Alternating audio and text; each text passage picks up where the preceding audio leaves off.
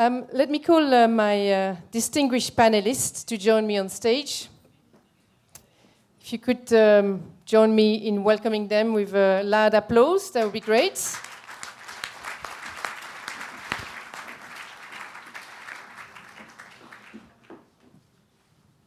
Thank you and welcome. Okay, so to my left, we have Tafadzwa, Chiganga, CFO of Frontier Markets, social enterprise, I think we can say, focused on sort of what they call the last mile distribution of clean energy solutions.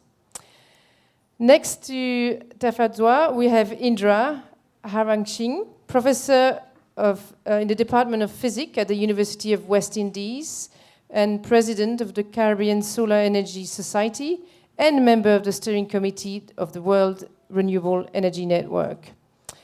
Indra is really focused on capability building, and she's actually overseeing a master in renewable energy. Next to Indra, we have Laura Williamson. Laura is a communication outreach manager for REN21, and we'll hear in a minute where 21 is coming from. And REN21 is a multi-stakeholder network dedicated to advance the transition to renewable energy. And last but by no means least, we have Manoelle Lepoutre, who is Senior Executive Vice President, Executive Career and Management at Total.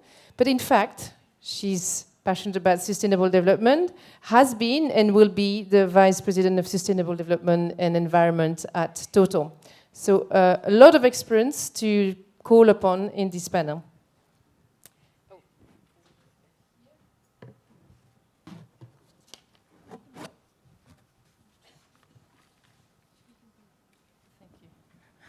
So Laura, can we start with you? I thought it'd be interesting to start with you because you've recently launched a report with RN 21, sorry, a 2016 report. And by the way, for those who are interested, you'll find it here. It's got lots of very interesting data. And I thought it'd be interesting for you to sort of to lay the land of the transition to renewable energy. Tell us where we're at and what needs to happen to scale that up. Good morning, everybody. So I'm going to give you a very quick overview of where we stand with regards to renewables at the end of 2015. For those of you who are not familiar with the energy sector, we talk about energy, but there are actually three sections to the energy sector. One is power, electricity, heating and cooling, and transport. So don't conflate electricity with energy. Electricity is a part of the energy mix. So where did we stand at the end of 2015 with regards to renewables? We had about 147 gigawatt of added capacity for power generation at the end of 2015. We're seeing an increasing uptake in distributed renewables, which means renewables that are off-grid, which is significant particularly in developing regions or remote regions. We're now seeing that renewables are cost competitive with fossil fuels, and that is a huge marker, particularly from the climate perspective, as well as from an environmental perspective. Governments are playing a much larger role, which is very important in the stability of the renewable energy market. We're seeing an increase in policies and targets. To give you a sort of sense of where we stand, in 2004, there were about 48 countries that had renewable energy policies, of policies, and we're now at 146. So that's another good indicator. What we're also seeing is we're seeing a much more important role with regards to community energy, so communities coming together, putting in place their own power generation sources, usually electricity, but that is really increasing both in industrialized and developing countries. We're also starting to see individual companies really start to source and commit to 100% renewable electricity. Less movement on the heating, cooling, and transport front, but companies are also really taking up the call to try and decarbonize their processes. So what was sort of leading this in 2015? One of them is the fact that there's a better access to financing. what was very interesting in 2015 was for the first time ever, investment in renewables in developing countries surpassed that of industrialized countries. So we're really seeing a shift of where that uptake is happening. There was about $286 billion invested in renewables. That's excluding large hydro. We're also seeing a huge driver is the energy security issue, security of supply, countries wanting to not be held hostage to fluctuating oil and fossil fuel prices, and the increasing demand for modern energy services, which is really emerging in the developing countries. So that's great. We had a good year in 2015. To put it into perspective, if you look at the whole energy system, renewables now account for just under 20%. So if we're looking at a pie of 100, we're at 20%. So if we're serious about meeting the commitments of the Paris Agreement, we need to accelerate this even more. And it needs to happen at all levels. It needs to happen at the community levels. It needs to happen at the national level and at the international level. There's still a lot of barriers with regards to stable policy environment. Governments play a central role here in setting a very clear signal to the markets that they are committed and willing to support renewables. In countries where we already have established power markets, there is the issue of grid integration, and that is really, for many countries, the next challenge is how do we integrate high levels of renewables into the grid. And I mentioned this at the beginning, when we look at the energy sector, we have also heating and cooling and transport. And while a lot of attention has been paid to the electricity sector, far more attention needs to be paid to heating and cooling and transport. And we can discuss later why there's a bit of a separation between the two there. So yes, the news is good. The news could be better.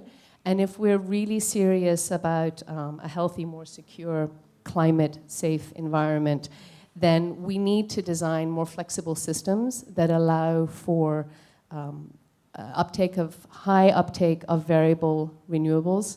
And we need to be able to accommodate decentralized and community-generated energy. When you say flexible systems, can you expand a little bit exactly what that means? A flexible system is a system that does not depend on one primary fuel input. So in the past, it may have been gas, it could have been coal. So a flexible system may bring on a certain number of gigawatts of power that is generated from PV, hydro, wind, so it's a mix. Right, and its ability to be connected to the grid, whatever the source might be. That's right, but there is an issue, is how do you get those high levels of renewables into the grid and make sure that the grid remains stable so that you're not having huge fluctuations. Right. But we have the expert here who can give you far more detail on that. I think this is a great picture. I mean, you said it to me before. COP21 was really the point at which renewable were acknowledged as a very important part of the mix. There's a good news with 20%. We need to transition, accelerate the transition to renewable. You talk about stable policy framework. There's been lots of change in the way subsidies were provided, right, to sun and wind. I mean, what is happening? How is an organization like yours is trying to create the condition for a stable investment environment for money to flow into that renewable? Yes, in a way. I mean, basically, good decisions require good information. I mean, as consumers, if you go to buy a car or a refrigerator, you research, you find out, what is it going to consume, what is it going to cost you, how long, and is it going to fit the need that you are requiring of it? And so with what governments need to do is to really create that environment that allows the various businesses and industry to come in and make those investments to meet the needs of what that population is demanding or the energy sector needs. So we heard about the challenge of that small island face. You heard for Minister Lang Wang. I mean, how would you characterize from where you stand the specific challenge that small island state face in transition to renewables? They have both advantages and disadvantages. I mean, the challenge that small island states have is that they're small. They tend to be geographically dispersed.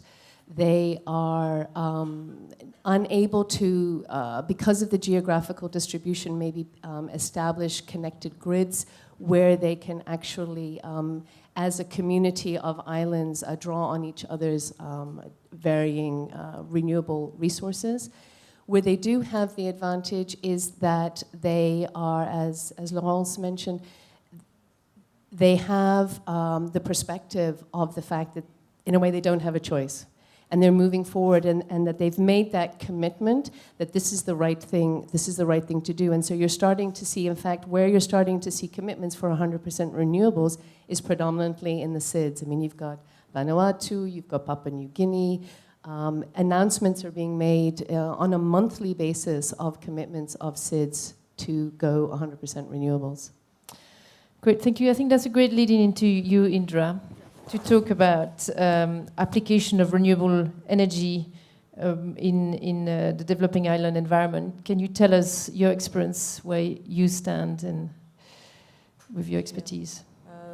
Thank you very much. I just want to say thanks to the organizers for having me here. Madam President, it's wonderful that you are spending this time with us. When I come to Mauritius, this is my third visit, and I look at the people, I feel as if I'm at home. It's very much like the population of Trinidad, so I feel very comfortable. In terms of renewables, I actually came to Mauritius 2 times before to work with renewables. Fortunately, for a university consortium that we had, Mauritius was one of the countries, and Trinidad and Tobago. And we did some training, we did some workshops over here, and that was extremely beneficial to us. And many of the issues that they face are the same issues that we face. So for those of you who don't know the Caribbean region, it lies like below Miami and go right down to South America, to Venezuela. Trinidad and Tobago is the last in that chain of islands. In terms of renewables, we have had renewables in the Caribbean region for a long time in terms of hydro, mostly hydro, and of course biomass. We also have had a history of wind energy in the Dutch Caribbean islands for a long time now, Curaçao in particular. And they have actually moved forward, and Aruba is now, they recently had a few years now, 30 megawatt wind farm, and Bonaire is one of those islands that are trying to become 100% renewable, and perhaps will do that in the very near future. The rest of the islands, most of our islands really import petroleum to too large an extent, over 90%. Trinidad and Tobago is the only oil and gas country in the Caribbean, so relatively we are rich, and has a very bad culture of not being efficient because electricity is so cheap. It's about between 4 and 6 US cents per kilowatt hour, whereas in the other islands it goes up to about 45 US cents per kilowatt hour. So there is really a very urgent need for the Caribbean region to move towards renewable in a larger extent. While the Caribbean region as a whole is not a large emitter of carbon, Trinidad and Tobago is certainly making up for the rest of the Caribbean because we are very industrialized countries. We have very large players coming into Trinidad. BP, Shell, everybody is in Trinidad, British Gas. And Trinidad and Tobago is, like the rest of the Caribbean, trying to move towards renewables. As I said, the culture is different, but we are trying. The government has provided incentives in the last few years, and that is certainly helping with the move towards renewables. There are other islands which are far advancing. Jamaica, for instance. And by the way, I am not from Jamaica. I am from Trinidad and Tobago. There was an error. Yeah. I was training people in Jamaica just before I came here, and I think there was a mix-up. Yeah, in Jamaica, they have a 40 megawatt wind farm, and they are expanding rapidly. Another 20 megawatts is coming on stream very soon. And they are looking also at, they have many small PV systems, but they are looking at a 38 megawatt PV installation in the very near future. So they're pushing ahead. The Jamaican government is committed to moving towards renewables. And many of the other islands, such as Barbados, Barbados is one of those that's trying to become 100% renewable. They are pushing a green economy very strongly, And St. Lucia, St. Vincent, Grenada, all of those islands are trying. The biggest problem is access to funding. There's a lot of resources in the Caribbean region. All of them have access to solar. And wind is also very good. But we were doing some resource assessment in the islands. And in St. Vincent, for instance, every time we found a very good wind site, it was an extremely good tourism site. Right. And they wouldn't give it up. And like in St. Lucia has very good geothermal potential, which I'll tell you about in a while. But the site in Soufriere has been named a World Heritage Site, and they're not allowed to drill in that area. And so a lot of studies have been done, but it has not moved forward. They can drill horizontally and take it out to another venue for a plant, but that has not been done yet. So can you talk to us through some of the local, regional innovation you've seen? When we talked, you talked about some interesting innovation in the solar space in the region. Yeah, there is not a whole lot in solar. The biggest thing is the wind. And there are many small solar systems, not large systems. But I can tell you one thing in terms of solar thermal, not electric so far. Barbados has been a world leader in solar water heaters. A USAID study was done, and Barbados was named in the early 70s. It was named the country with the second highest penetration in the world. And this really came about because the then Prime Minister, Tom Adams, had a very strong interest in this and got a solar water heater in his house and so on, and provided many incentives. And it really shot up. Barbados has 40% penetration of solar water heaters, the largest in the Caribbean region and many other areas. PV is slowly becoming popular because the price has dropped. It's not as much, you don't have as much installations, but many of the utilities are looking at installing PVs. Barbados is one of those. They have I can't remember the amount now, but they have a PV installation in the oil company, in the utility company. Right. Yeah, and but one thing that's very important for the Caribbean region,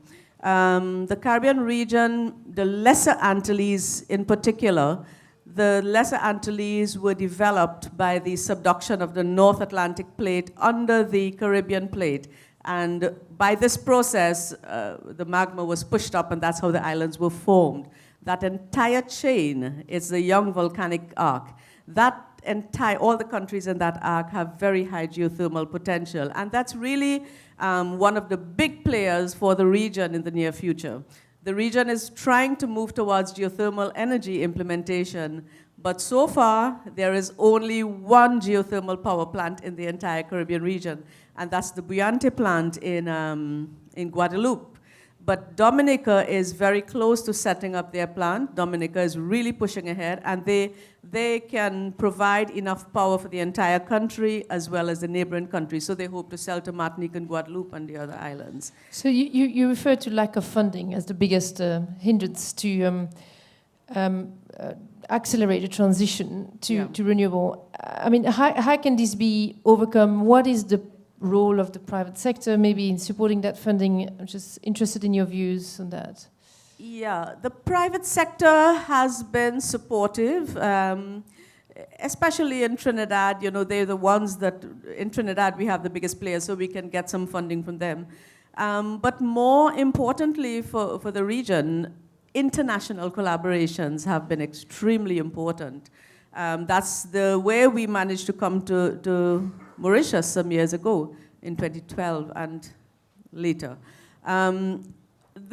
Most of these international collaborations are university consortiums, and they are funded by the European Union, by the DAAD in particular. The two projects that we were on were funded by the DAAD in Germany. The World Bank is a big player in terms of support for renewables in the Caribbean region, and the IDB. The IDB has been funding a lot in terms of training. Right now we have a program called the Bridge Program, and they have been really supporting financially and otherwise for the development of renewables in the region. And then you also talked about collaboration around capacity building and building the skill set in the region. Can you expand a bit on that? So for those of you who don't know, the University of the West Indies is the premier university in the Caribbean region, and we service the entire Caribbean region. And we have 4 main campuses, one in Trinidad, one in Barbados, one in Jamaica, and we have an open campus. So whatever work we do really serves the entire region. One of the biggest problems we noted in trying to move renewables is lack of trained personnel. We have our normal MPhil and PhD programs in the university, but the numbers coming out are few and far between. And I've worked the region a lot, and I understand the dynamics in the region. And what we have done is conducted many short training courses, training programs, workshops throughout the region. We've done for teachers because we feel that's the easiest way to reach the rest of the children. And we've done for hoteliers, we've done for technicians, we've done for academics, and even politicians. And so a wide range, but those are short courses and they become trained in a limited way. So we had discussions, and this is also in collaboration with University of Flensburg in Germany through one of the projects. And we developed 2 programs, MSc in Renewable Energy Technology and MSc in Renewable Energy Management. At the moment, the management one is in Barbados, and I'm running the technology one in Trinidad. And it's actually working very well. The students are very interested in the program. The intake is good. It's been increasing every year. And I think that's on not a very short-term basis. It's a 1.5-year program. And in a relatively short term, we are churning out people who can help in the development of renewables in the region, because there are companies that are being set up and people don't know exactly what they're doing. I can tell you in Trinidad and Tobago, we have had government incentives in the last few years, and people are treating it like a commodity you buy and sell. But you cannot buy and sell a photovoltaic panel. You need to understand the technology, you need to understand the science of it, you need to understand the installation practices. So we do need people who have that kind of capacity. So a big part of my work is training and capacity building throughout the entire region. Great. Thank you for that. I'll come back to some of the points you raised, but I'm now moving to you, Tafadzwa. Can you tell us a bit more about frontier markets and where is it positioned in the energy ladder? It's a case of a local solution that you're looking to scale, but educate us a little bit about it before I follow up with more questions. Okay. Thank you, Sophie, and thank you to the organizers for having me here. I was excited to hear what Laura was saying about reaching the community, because that's what Frontier Markets is trying to do. Frontier Markets is a last-mile clean energy distribution company. It was founded 5 years ago, and we realized that there is a lot of innovation that's currently going on in the clean energy sector. But the people that desperately need it, which are the people who are located in the remote areas, the remote rural areas, do not have access to these products. Most of them don't even know. So we are now playing 2 roles, which is one is marketing and the second one is distribution. In the marketing role, we are actively creating demand for clean energy products. Currently, we've been distributing solar products from small lanterns, and we let the customer go up the energy ladder on their own. So in most instances, when we get into a region, into a village, for example, we found that the market had already been distorted or, let's say, ruined in a way, because a lot of NGOs or government initiatives had distributed free solar products to these communities, but the products were not good quality, so after a little while, the products would stop working. When we came in, thank you, Sophie.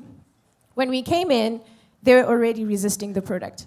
So it had to start from building the market, explaining what the product really does, explaining to them again how it would make a difference in their lives, and then gradually engage them and understand what their pain points are and what kind of solutions they are looking for in their energy sources. And we then decide how we market the product to them. So this is the first part, which is the marketing arm of the company. The second part is the distribution. And in the distribution, we are generally trying to get retailers and now, which is the new initiative, women to do the distribution of the products. As a company, it would have been like ideal for us to have brick and mortar shops in the remote areas where we are working. But these are not a common structure. What we have decided to do is work with retailers that are already located in these areas. And we bring them on board, train them on solar, train them on the products, and allow them to distribute these products to their communities. But one thing that we found, which is something that we've been saying here a lot, that women are at the forefront. In our activities in the field, we find it's women that are more active. We do focus group discussions, we do baseline surveys, we do the market awareness campaigns that I was talking about earlier. And what we find is that women are the ones who are experiencing the hardships associated with the energy sources that they are using. Women are the ones who are more excited to adopt the new technology that we are proposing. At the same time, if one woman is to buy a product, she will talk about it all day to everybody. So we have free marketing field staff working on the product. So what we have decided to do now is link a woman per each village that we're working with a retailer in that same area.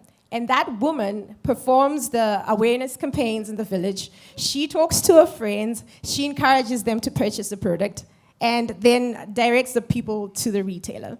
This is a simple model that we tried out in the last year, and we're finding that it's giving back in a lot of ways. For example, I was just in the field last week, and in the areas where we're working, which is rural Rajasthan, we're specifically working in Dolpo. Women are expected to cover their faces with a veil. Women don't have a voice, really. They're just that other part of the community that nobody pays attention to. What we do with the women is we take them from whatever point we find them, which is usually from an illiterate point, and train them in business, in sales, and marketing, and get them to communicate with their communities. First of all, they do it within their women's groups. They have self-help groups that they already are engaged in. But what we then do is in our big marketing campaigns, these women are the ones taking the stand and talking about the product. In one of the campaigns that we did, women were not even allowed to enter the campaign area.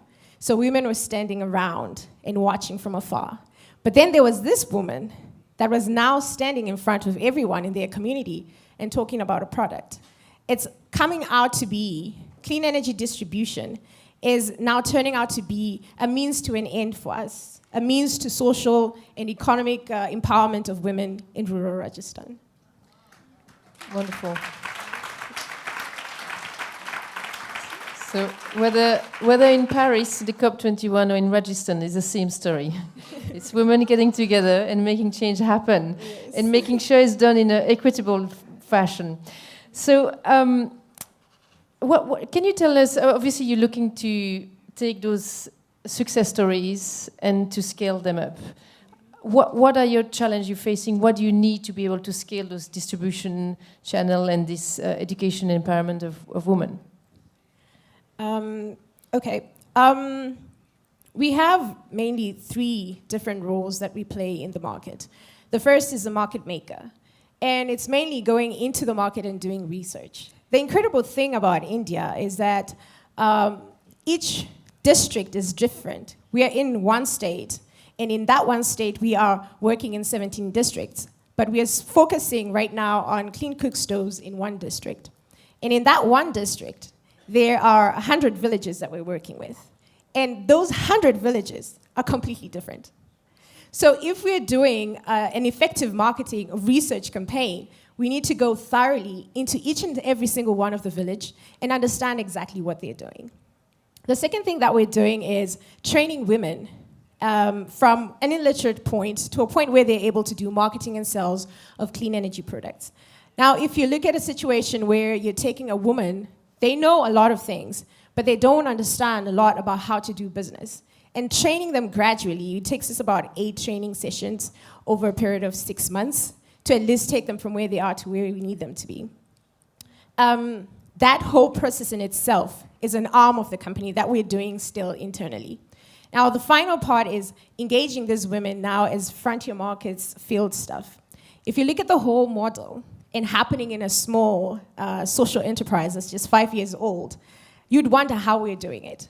And for us to be able to do this, we have been able to secure partners that are willing to fund or work in a campaign on one of the areas that I've mentioned. They're partners working with us on the research side, they're partners working with us on the training of the women's side, and they're partners working with us in the product side, ensuring that we have the right products for the customers that we're servicing. So in terms of expanding this model, now we've been able to prove that the model actually works and that it can be adopted in other areas. What we need now are partners. We need a lot of partners to come in with product innovation, because now our customers are buying into the idea of clean energy, but we need to be able to give them every kind of product that they're looking for. And right now we're limited to lanterns, torches, home lighting systems, and the rooftop systems. They're asking for televisions, they're asking for refrigerators, they're asking for solar pumps, stuff that we currently don't have. And then we are working in this training and field research part of the whole program that we're not able to do on our own as a company. We need partners to come in and step up and say, okay, we can help with this, we can help with that. It doesn't even have to be in the form of a grant. It actually can be a form of a proper corporate engagement where you're saying, frontier markets, we're engaging you to train these women in this way. And if we can get such partners, I get so excited at the prospects of what we are able to do. Thank you. I get too, just listening to you. So that's a good way segue into you, Manoelle. At Total, where do you see opportunities to facilitate access to energy via renewable in poor communities, income communities? Well, Total is a big company. So, and it's true that we have launched a business 6 years ago. Well, in the same vein of your business, I will talk about that. But first, what I would like to do is to take the opportunity to explain how Total tried to cope with sustainable goals. Also, I mean, Laurence said in his speech, each country should have a plan for 2050. I think it's very important, but it's also very important that each big corporation, each small corporation probably, has also goals embedding the sustainable goals. Climate for us is key because we are an energy company. So we are part of the problem because our bases are in fossil fuels, energy. But we do believe that we can be part of the solution. And it's why we have set goals for 2035, a bit shorter than 2050, Laurence's story. But we have goals, and we have integrated in our strategy the climate issue.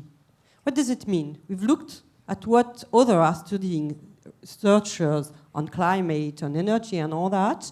We've looked at the International Energy Agency scenario for 2 degrees and say, okay, how Total can cope with that? And so we've said, in 2035, we'll produce 20% of our energy mix in renewables. And we will develop more and more the gas instead of the oil, even though we stay in the oil because we do believe that for transportation, oil will still be necessary for people during the 20 coming years at least. It's in the International Agency scenario.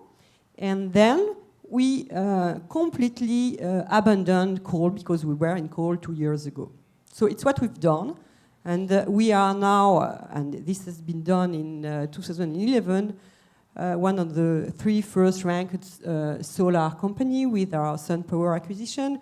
We integrate also batteries business, we integrate electricity business and all that. And so we build progressively a company that will be completely fitted in the 2 degrees International Agency scenario. But there are also other goals. And the one we were talking, the one you asked me the question, is people who do not have access to energy. I think the numbers have been given yesterday. 1.23 billion of people today don't have access to modern form of energy. In Africa, it's half of them, 600 million. So 5 years ago, we were looking at that. I remember a meeting that I had with two innovators in Total and a partner which is Indra, a company devoted to social business. And they were explaining to me that had spent 25 years of my career in peer business. What is social business? And I must admit that at the time I said, well, what are they explaining me? It's completely stupid. I mean, but the second time I say, well, it's not so stupid. Those young guys, very brilliant, Indra is telling me that we could develop a business to give access to energy to those people. And I am like, everybody in this room, I want to impact. I want to impact the world. So I said, okay, let's go. I listened to them and we built a business in Total. So I had very young people working in partnership with NGOs, association, other kind of business, and we built this access to energy which has become Awango by Total. My rule was not to build this business. I was unable, to be very sure. I am a geologist. I am an engineer. But my role was to help them to convince the executive management that yes, it was possible, and yes, we had to do that, being committed to better energy, as it was our motto already. And well, we managed, we succeed, but not alone, with partnership. And today we have access. We have given access to solar lamps, but also more complex devices today, to more than 1.5, well, more than, I say, 7 million of people selling 1.5 million of devices in 35 countries, most of them being in Africa. Why in Africa?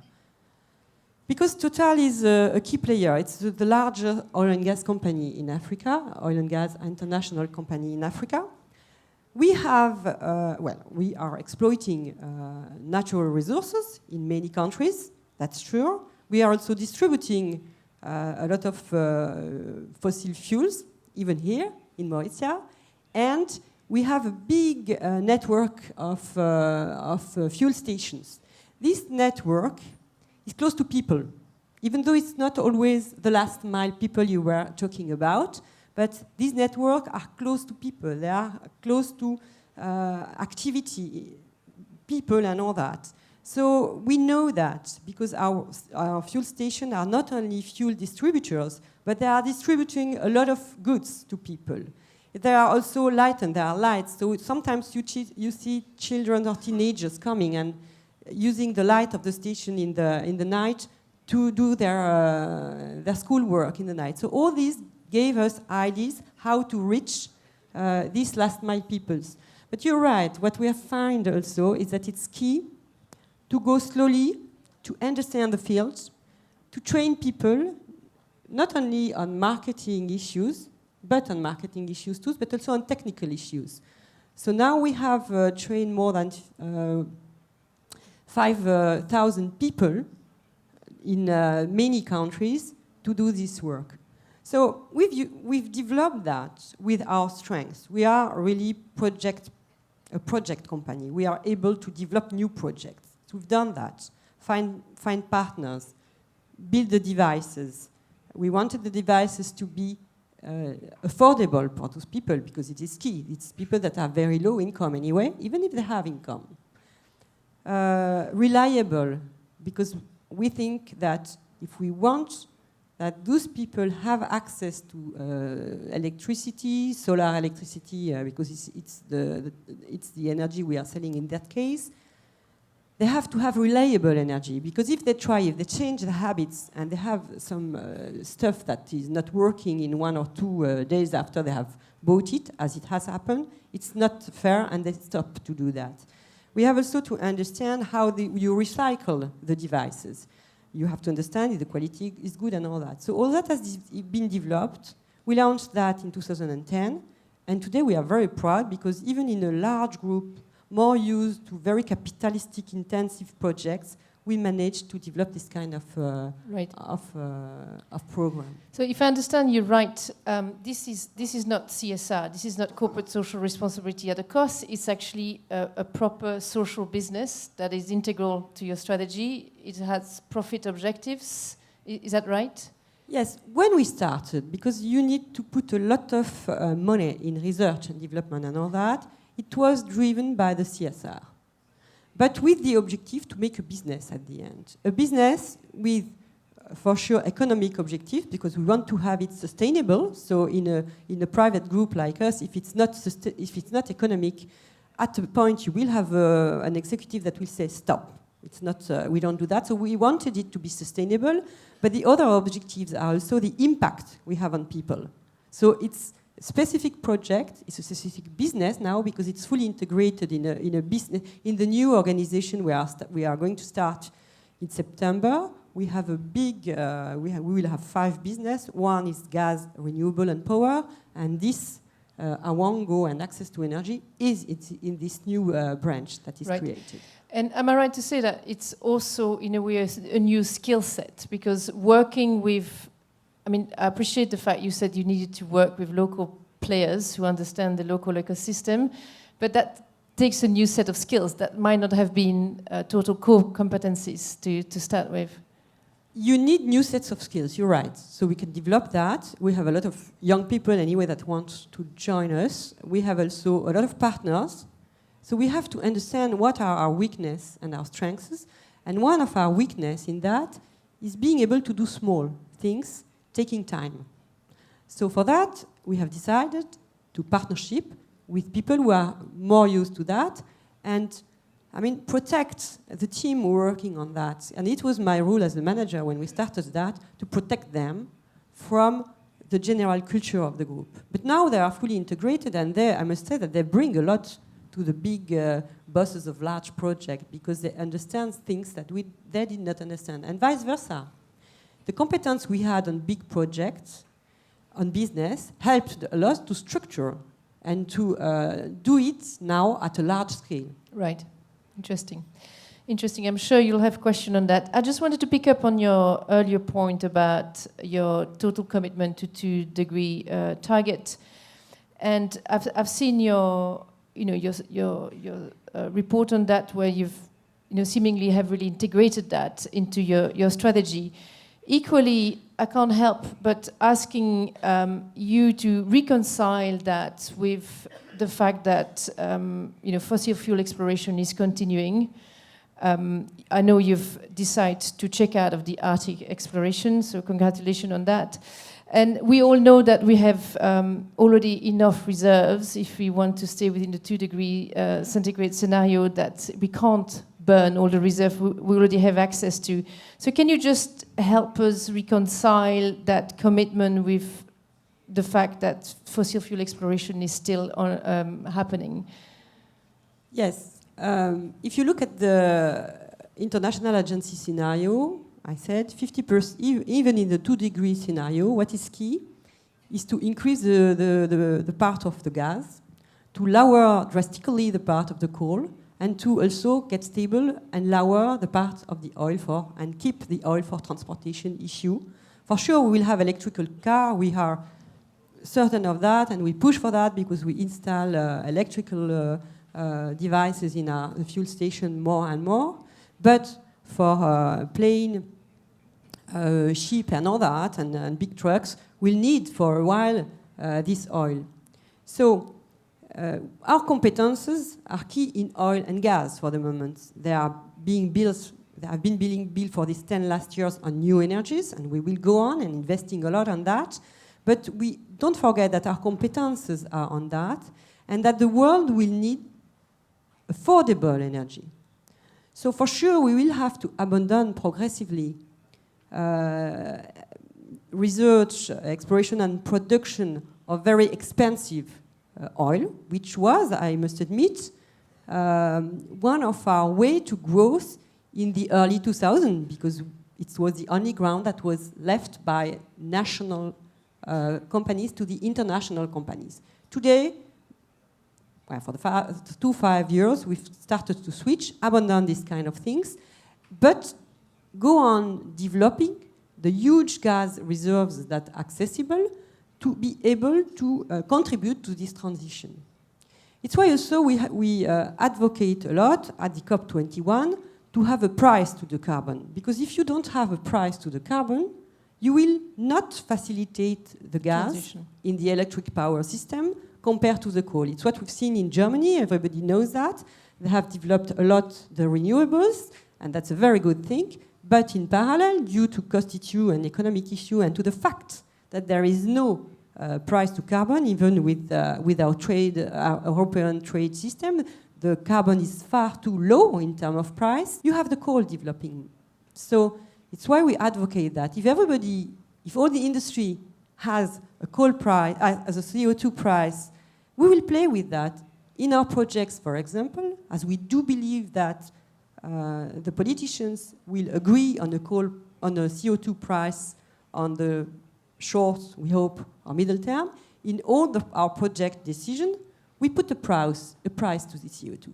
So we rank the decision of our project with the price. So it has been $25 per barrel, ton of CO2. That's that's your projection. Yeah, it's $25 a ton. And since last year, we put $35 to $40 a ton, the ton of CO2, to all our projects to evaluate the resilience of them to the context. Right. And I can tell you that it favorized a lot the gas project compared to the oil project. So the last question along those veins, back to this idea of the total amount of reserve we have, clearly to use those reserves in a way that is compatible with the 2-degree scenario, we are going to have to coordinate with all the big oil and gas major players. Is Total doing something around that? Because it's not just you, right? There's the Exxon, the Chevron, the Statoil of the world. What role are you playing in trying to instigate an industry collaboration? You're right, we can't do that alone. Total is producing 2% of the oil and gas in the world. It's already a lot, but it's 2%. It's not enough to change the world, even though you have to do your part. So we decided in 2014 to try to enroll our colleagues, our competitors, in an initiative which is called OGCI, Oil and Gas Carbon Initiative, to be ready to take commitment at the COP21. So this initiative now gathers more than 10 international oil companies and national oil companies, Total being one of them. And the three main routes that we are working on is investment in CCUS, carbon capture and usage, and carbon capture and usage and storage, which is something we do believe can be necessary if we really want to meet the 2 degrees.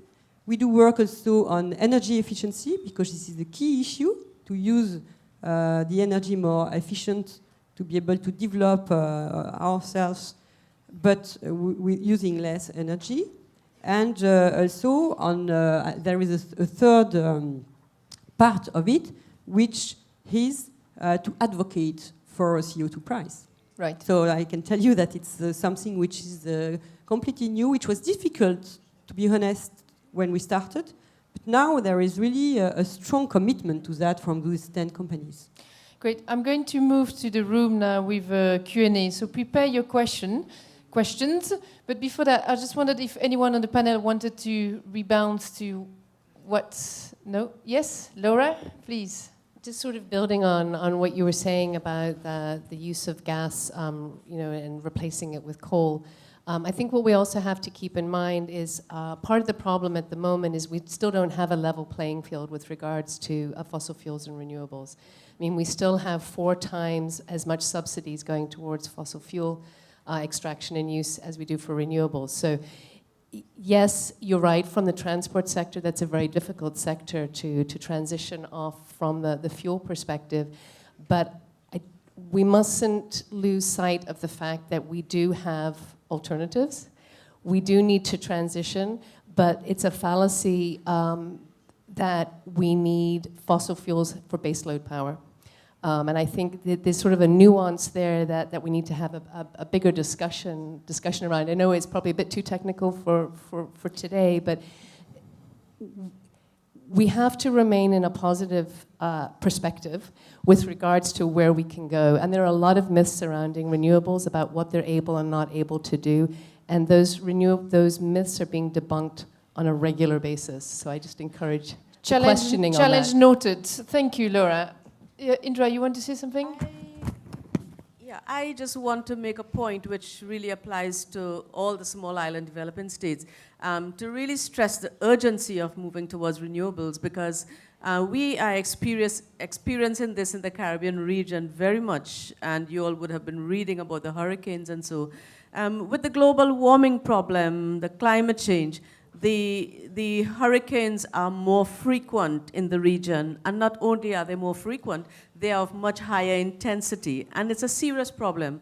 You all would have heard about Grenada being completely devastated a few years ago, and it's a problem that's continuing. I mean, it goes all the way up to Cuba, it goes into Mexico and so. So I can't overemphasize the fact that we do need to change our habits in terms of generation very urgently. And I also want to make the point, I want to follow up a little bit on what you were saying, and to make the point that follow-up is extremely important. Training and capacity building is indeed very important, but I just want to give a small joke, because it's following up on the cookers.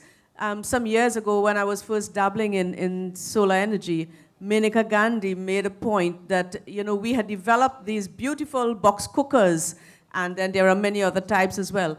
And when they gave them to all the women in the area, in the village, women will be women. They use the box cookers because they have reflectors, right? They use the box cookers to store their makeup and use the reflectors for a mirror. And important, we must follow up and make sure they are using it for the correct thing. And also for photovoltaics, there was a project this is long ago, but it happens still. In South America, there was a huge project where people had no electricity at all. So there was a village power thing that they set up using PVs. And some years after, the people came back and asked them, so how is this working? And they said, oh, it's not working good at all. And they couldn't understand it because everything was set up working beautifully. And when they went on the site, what they saw is women washing clothes and hanging it over the photovoltaic panels. It was completely covered, so it was generating no power. So education, education, and education. Great, so questions.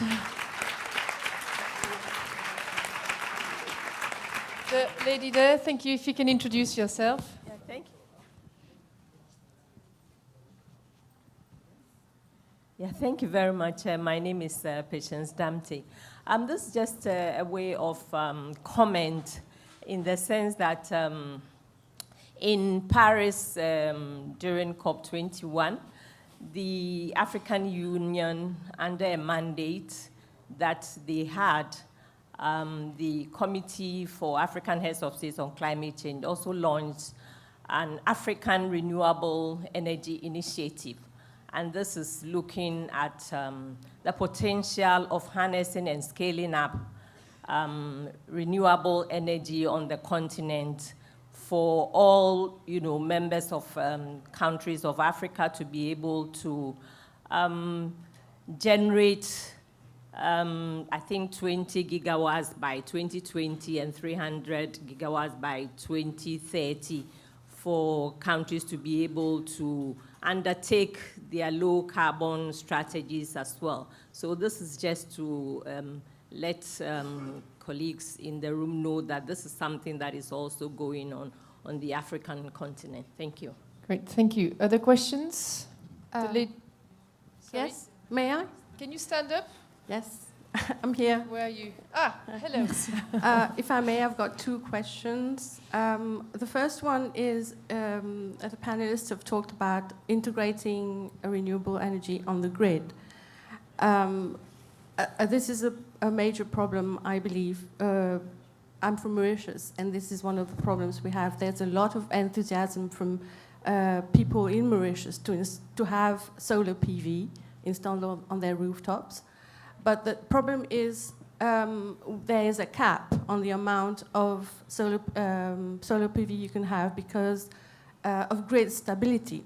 Now, what I want to know is there a technical reason why you cannot, there's a kind of percentage over which you cannot integrate variable renewable energy on the grid? Is it a technical reason or is it an administrative reason? The second question is regarding oil. You know, we cannot do without oil for transport, for example. But have we reached peak oil in the sense that, is it true that the reserves we do have are at a level beyond which it is not economically competitive to try and get it? Thank you for a great question. I'll take one more question and then we'll redistribute the question. Please, if you want to... Bonjour, je vais parler en français. Okay. Je suis Fauzia Vitry, conseillère régionale, déléguée à la coopération régionale à l'île de la Réunion. Donc, juste pour apporter une information complémentaire, hier, on a beaucoup parlé de la nécessité de travailler main dans la main. Aujourd'hui, on a parlé de la nécessité d'avoir les moyens. Juste pour vous apporter une information, nous, à la région Réunion, nous sommes autorité de gestion d'un outil formidable qui est destiné à la coopération régionale, la coopération de l'île de la Réunion avec sa région, les îles de sa région. Donc, ces fonds européens dédiés à la coopération, il y a des volets prioritaires. Un de ces volets, c'est l'innovation, la recherche, les énergies renouvelables, biodiversité. Donc nous sommes déjà, la solidarité s'est installée dans l'océan Indien puisque nous sommes en accord, en train de réfléchir sur les accords cadres de mise en œuvre de ce programme avec les îles de l'océan Indien, Maurice, Seychelles, les Comores, Madagascar, tout le canal de Mozambique jusqu'à l'Afrique du Sud. Donc voilà, nous avons compris, je pense, la nécessité du peuple indien océanique de travailler ensemble pour garantir justement ce dont on a parlé depuis hier, cet héritage que nous voulons laisser, l'héritage de la planète et aussi l'humanité que nous voulons sauvegarder, sauver et ce qu'il y a à faire. Parce que comme disait ma grand-mère, quand on est malade et qu'on est conscient qu'on est malade, c'est déjà un début de la guérison. Voilà. Thank you for that. So we were just provided with an example, a case of collaboration between the islands with a European fund in focusing on innovation and biodiversity. Thank you for the example. So do you want to pick up the questions among yourself? I don't know. Indra, do you want to go first, maybe? Yeah, I just want to try to answer the person who asked about the grid. It's very much a technical problem. It's not administrative. The grid has to have the capacity to take in the renewables. Otherwise, it can collapse. That's why there is the huge move towards smart grids. So without getting too technical, it really, I just want to say that it is technical in the sense that you have to build the grid to be able to hold the capacity with the income in renewables. And just to build on that, to give you an example, you were asking about the percentage. Just recently, Portugal went 4 full days on 100% renewable electricity. So it can be done. Germany did 1 day, Denmark does it on a regular basis. So yes, once you get the technical aspect, there really is no cap. And if you don't have it right, you could have extreme dangers by sending renewables into the grid without the grid having the capacity to take it. Manoelle? Yes, and there is a big development in research and development on the smart grids. But it's a key issue and it's a safety issue too, very important. For the question on oil, I will take it. So, no, we don't... some years ago, everybody believes in a kind of peak oil. Today, we don't believe in a peak oil. There will be one, because anyway, oil is a natural resource, so it's a finite world. But at our scale, I would say, there is not a problem. And economically, it depends, for sure, on the development of other solutions. I mean, today, oil, for example, in Saudi Arabia, the production of 1 barrel is close to $1 per barrel. So, and they have still quite a lot. It's true that in Canada, the oil sands, the cost is completely different. It's closer to 60. So today, with a barrel around 40, per barrel, Canada is in big trouble. Oil sands are in big trouble. So for sure, if on the long term, the energy price align around an equivalent of $40 a barrel, part of it will not be developed. Maybe it will not be developed also because other kind of energies will be developed and more competitive. It's why we, even as an historical oil and gas company, we are now an energy company, and we invest more in energy where we believe that they will be competitive towards oil. So in terms of reserves, you know, it's not only a physical dimension, a physical issue, it's also an economical issue. So I can't answer you like that because I am unable, like all the economists, to prognose the price of the electricity or of the energy in 10 years from now, and even I would say in 1 month from now. So I think what we have to do is to invent solutions that are more and more affordable for everybody, and that are more reliable, that fit to the climate objectives and to the other sustainable goals. Oil is included in that. You know, I think that 10 years ago, very few people believed in electrical cars. Today you see in big cities, and we do believe as Total that in big cities, in some years from now, cars will be electric, definitely. Because they fit very well, climate issue, local environment issue, and usage. So it's why we install in all our fuel stations progressively, we wish to install at least electrical bonds. And that's it. So it's how you have to push also the system to have that. But for big transportation, for big volume of logistics, ship and all that, we do not see the solution today. Maybe we'll have the solution in some years from now, and we wish to be part of this game. Thank you, Manoelle. Thank you. I've been able to negotiate a final comment by all of our speakers. I promise solutions, best practice. I would like each of you, and Manoelle, you come last so that you have time to think, because they know already. One call for action from a discussion. We talked about access to sustainable energy. From where you stand, give me your 1 minute call for action, please. Thank you. Thank you, Sophie. I think that we need to get creative in distribution and understand the dynamics that are there that are different between different areas. Traditionally or historically, we've been going at it and trying to build a grid in an area or trying to have some kind of a big structure that supplies in the communities. But isn't it possible for us to have off-grid as covering an entire village? Isn't it possible to have a self-sustaining house, an energy self-sustaining house, where all of its solar, all of its energy is already supplied by green energy in different ways? Great, thank you. That's very consistent, Laura, to what you said earlier as well. Indra? Yeah, I just want to say how important it is for us to be working with women. Women I have noticed, I have worked a lot with them, and they want to be engaged. And one of the things that I have noted very well is that it seems normal for men to come to train them. When I go to train, the women are very happy that one of them is there training them, and I have the capacity to do that, and they very much appreciate it. So I think it's very important for us to engage them on a woman level. And one last statement, we are all committed to things like the international protocols, like the Kyoto Protocol and so. What I would like to ask small island states to do is to please have an agreement with like in the Caribbean region, a regional protocol. I think it's one of the ways we can push each other, and it's more reachable. It is more, it's more reachable when we have a regional protocol that we want to follow rather than just an international one. So something I would like to say to regional governments. Great, small island states. Great call for action, Laura. Mine is very practical, boring, but essential. Data and information. You cannot make good decisions without good data and information.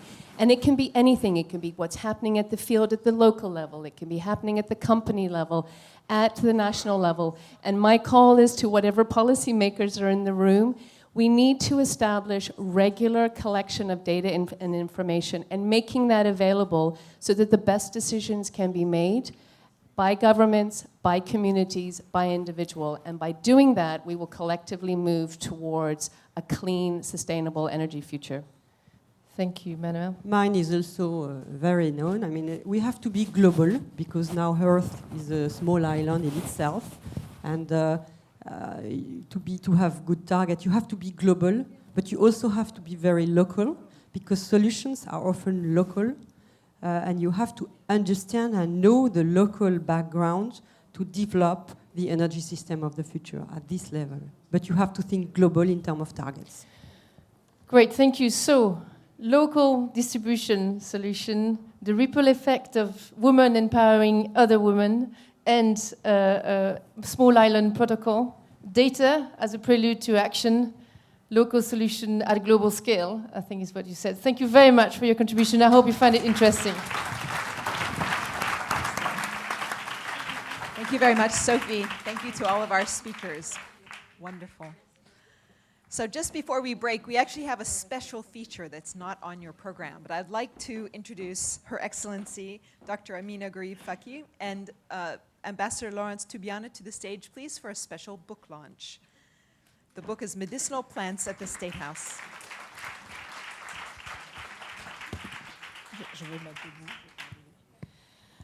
The State House in Réduit is one of the oldest buildings. It's an iconic building in Mauritius. It dates back to the French period, 1748, when it was completed.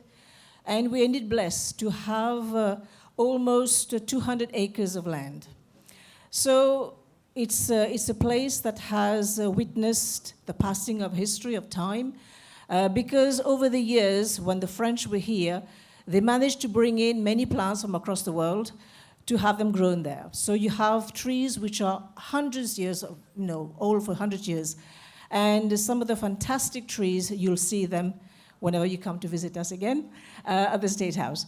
So in 2005, the then president of the Republic, he called me and he said he would like to have a small garden built at the State House to showcase medicinal plants. And the then president is today's prime minister.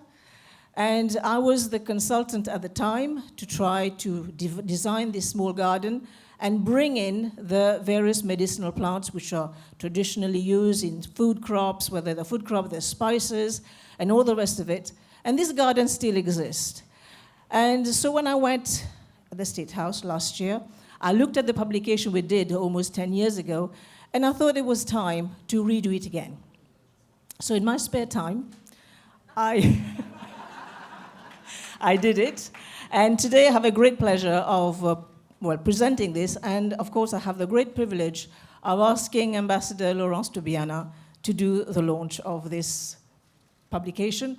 And here I would just quickly add, and this is where my business deformation comes in, the book will be on sale, and the and the proceeds will go to the President's Appeals Fund. Of course, we use this to fund other initiatives. Thank you very much.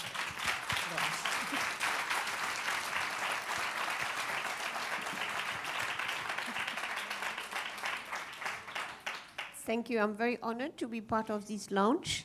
And I think it embodies a lot of what your president in Mauritius is.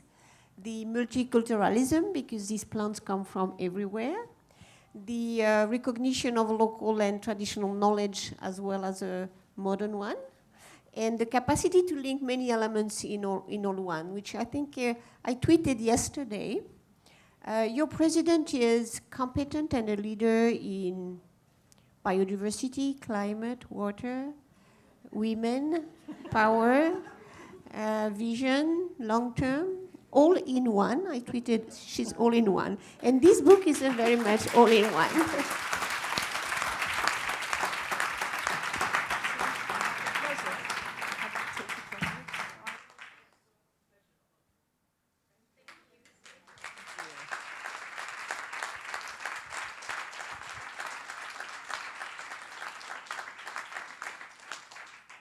Excellent. Thank you so much. Incredibly impressive. And it also goes to show what you can do in your spare time, even when you're the president, which is Very impressive. Thank you, everyone, for a wonderful morning session. We're going to continue after our break, so we're not done yet, but thanks to all of our speakers. Please enjoy your networking break. It's from 11:15 to 11:45, so you've got 30 minutes to enjoy and to have those discussions that you've started, and we'll continue for the rest of the day and hopefully afterwards. So please be back at 11:45 for Claire Doul, Amna Malik for our next amazing woman.